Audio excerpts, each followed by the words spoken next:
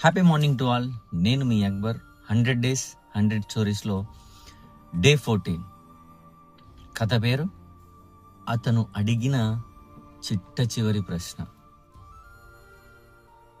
అనగనగా ఒక ఊరు. ఆ ఊరిలో ఒక చిన్న బాబు. ఆ బాబుకి చాలా అనారోగ్యంగా ఉంది. అతను ఒక హాస్పిటల్ బెడ్ పైన ఉన్నాడు. అతను వాళ్ళ నాన్నతో అడిగాడు, నానా నేను పెద్దవుతానా అని అడిగాడు. వెంటనే ఆ తండ్రి స్మైల్ ఇస్తూ, అవును నాన్న, నువ్వు చాలా పెద్దవాడివి అవుతావని చెప్పాడు. డాక్టర్ గారు వచ్చి వాళ్ళ నాన్నతో, టైం చాలా తక్కువ ఉంది ఈ అబ్బాయికి అని చెప్పి అక్కడి నుంచి వెళ్ళిపోతాడు. ఆ తండ్రి దుఃఖాన్ని తట్టుకోలేక కన్నీళ్లు పెడుతుంటే ఈ బాబు మళ్ళీ ఒక ప్రశ్న అడుగుతాడు, నాన్నా నేను చనిపోయిన తర్వాత నువ్వు నన్ను మర్చిపోతావు కదా అని.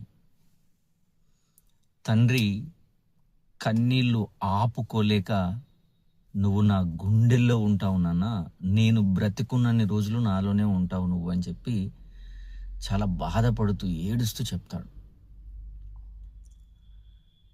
కొన్ని నిమిషాల తర్వాత ఆ అబ్బాయి కళ్ళు మూస్తాడు శాశ్వతంగా.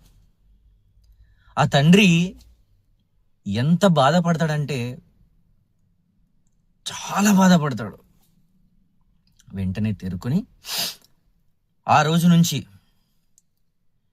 కొన్ని సంవత్సరాలు అతను బతికున్నన్ని రోజులు ప్రతిరోజు హాస్పిటల్కి రావడం, అక్కడ ఉండేటువంటి పేషెంట్లు ప్రతి ఒక్కరిని, ఆ అబ్బాయి గల వయసు గల వారిని పలకరించడం, వాళ్ళతో నవ్వుతూ మాట్లాడడం చేసి అతను బతుకున్నేంత వరకు అదే పని చేస్తాడు.